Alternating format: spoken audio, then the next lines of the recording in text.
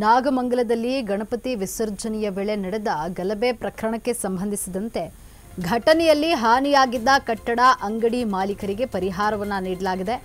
September 11ರಂದು ನಾಗಮಂಗಲದಲ್ಲಿ Ganapati ವಿಸರ್ಜನೆಯ ವೇಳೆ ನಡೆದಿದ್ದ ಗಲಭೆ ಕೋಮು ಗಲಭೆಯಲ್ಲಿ ಅಂಗಡಿ ಮುಗ್ಗಂಟುಗಳು ಸುಟ್ಟು ಹೋಗಿದ್ವು. ಬೆಂಕಿ ಅವಘಡವಾಗಿ ನಾಗಮಂಗಲದಲ್ಲಿ ಸಾಕಷ್ಟು ಹಾನಿಯಾಗಿತ್ತು. ಇದೀಗ ಹಾನಿಯಾಗಿದ್ದ ಕಟ್ಟಡ ಅಂಗಡಿ ಮಾಲೀಕರಿಗೆ ಪರಿಹಾರವನ್ನು ನೀಡಲಾಗಿದೆ. ಕಟ್ಟಡ ಅಂಗಡಿ ಮಾಲೀಕರಿಗೆ ರಾಜ್ಯ ಸರ್ಕಾರ ಪರಿಹಾರವನ್ನು ಕೊಟ್ಟಿದೆ. ಒಟ್ಟು 76,45,000 ರೂಪಾಯಿ ಪರಿಹಾರವನ್ನು ವಿತರಣೆ ಮಾಡಿದೆ. ನಷ್ಟಕ್ಕೀಡಾದವರಿಗೆ ಪರಿಹಾರವನ್ನು ಸಚಿವ ಚಲುವರಾಯಸ್ವಾಮಿ ವಿತರಿಸಿದ್ದಾರೆ. ನಾಗಮಂಗಲ ತಾಲೂಕು ಕಚೇರಿಯಲ್ಲಿ ಪರಿಹಾರ ವಿತರಣೆ ಮಾಡಿದ್ದು, ಜೊತೆಗೆ ವೈಯಕ್ತಿಕವಾಗಿ ಪ್ರತಿಯೊಬ್ಬರಿಗೂ 10,000 ವಿತರಣೆ ಮಾಡಿದ್ದಾರೆ. ನಾಗಮಂಗಲದ 22 ಅಂಗಡಿ ಮಾಲೀಕರಿಗೆ 26,45,000 ರೂಪಾಯಿಯನ್ನು ನೀಡಿದ್ದಾರೆ. 22 ವ್ಯಾಪಾರಸ್ಥರಿಗೆ 47,85,000 ರೂಪಾಯಿ ಪರಿಹಾರವನ್ನು ಮಂಜೂರಾತಿ ಪತ್ರ ವಿತರಣೆ ಮಾಡಿದ್ದು, ಕಾರ್ಯಕ್ರಮದಲ್ಲಿ DC doctor Kumar, SP Mallikarjuna, ಜಿಲ್ಲಾ ಪಂಚಾಯಿತಿಯ ಸಿಒ ಶೇಖ್ ತನ್ವೀರ್ ಆಸಿಫ್ ಸೇರಿ ಮತ್ತಿತರರು ಭಾಗಿಯಾಗಿದ್ದರು. ನಾಗಮಂಗಲದಲ್ಲಿ ಗಣಪತಿ ವಿಸರ್ಜನೆಯ ವೇಳೆ ಗಲಭೆ ಪ್ರಕರಣ ಘಟನೆಯಲ್ಲಿ ಹಾನಿಯಾಗಿದ್ದ ಕಟ್ಟಡ ಅಂಗಡಿ ಮಾಲೀಕರಿಗೆ ಪರಿಹಾರ ನೀಡಲಾಗಿದೆ. ಸೆಪ್ಟೆಂಬರ್ 11ರಂದು ನಾಗಮಂಗಲದಲ್ಲಿ ಗಣಪತಿ ವಿಸರ್ಜನೆಯ ವೇಳೆ ಗಲಭೆ ನಡೆದಿತ್ತು. ಇನ್ನು ಕೋಮು ಗಲಭೆಯಲ್ಲಿ ಅಂಗಡಿ ಮುಗ್ಗಟ್ಟುಗಳು ಸುಟ್ಟು ಹೋಗಿದ್ವು. ಬೆಂಕಿ ಅವಘಡವಾಗಿ ನಾಗಮಂಗಲದಲ್ಲಿ ಸಾಕಷ್ಟು ಹಾನಿಯಾಗಿತ್ತು. ಇದೀಗ ಹಾನಿಯಾಗಿದ್ದ ಕಟ್ಟಡ ಅಂಗಡಿ ಮಾಲೀಕರಿಗೆ ಪರಿಹಾರವನ್ನು ನೀಡಲಾಗಿದೆ.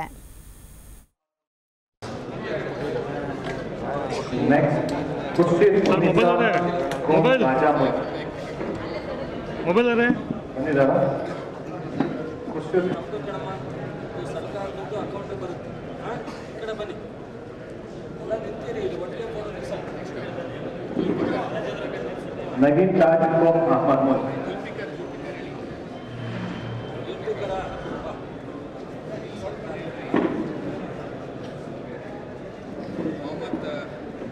मोहम्मद हफीज बिन मोहम्मद इब्राहिम जयम्मा को राजशेखर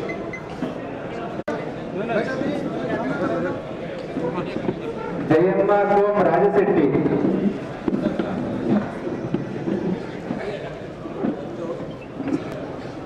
धनुष एन.आर. पी. रमेश धनुष ಮಂಡ್ಯ ಶ್ರೀಯುತ ಸಮಾಂತರ ಅವರನ್ನ ಈ ಕಾರ್ಯ ವ್ಯಕ್ತಿ ಕಳೆದ್ರೆ ಮತ್ತೆ ಅವರ ಕುಟುಂಬಕ್ಕೆ ವ್ಯಕ್ತಿಯನ್ನು ನಡೆಸಲಿಕ್ಕೆ ಸಾಧ್ಯ ಆಗಲ್ಲ.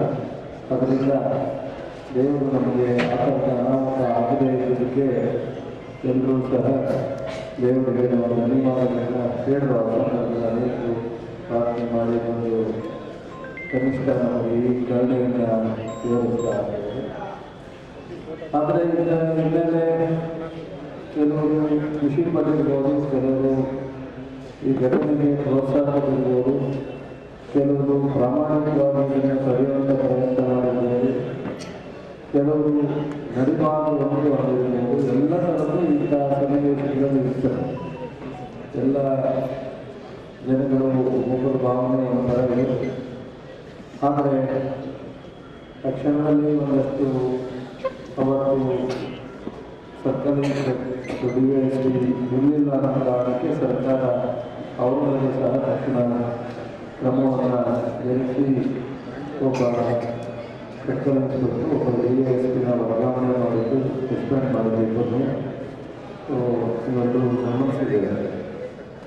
ಅದಾದಮೇಲೆ ಬಹುಶಃ ಎಲ್ಲ ಗಣಪತಿ ವಿಸರ್ಜನೆಯನ್ನು ಎಲ್ಲರೂ ಸೇರಿ ನಮ್ಮ ಪೊಲೀಸ್ ಇಲಾಖೆಯವರು, ಜಿಲ್ಲಾ ಆಡಳಿತ ಬಹಳ ಸೂಕ್ಷ್ಮವಾಗಿ ಯಾವುದೇ ಘಟನೆಗಳಿಗೆ ಸಂಪೂರ್ಣವಾಗಿ ಯಶಸ್ವಿಯಾಗಿ ಇದರಿಂದ ಗಣಪತಿ ವಿಸರ್ಜನೆಯನ್ನು ಮಾಡಿದ್ದು ನಿಮ್ಮೆಲ್ಲರ ಸಹಕಾರ, ನಿಮ್ಮೆಲ್ಲರ ಪ್ರಯತ್ನದಿಂದ ಎಲ್ಲ ಸಮಸ್ಯೆ ಬಗೆಹರಿದೆ.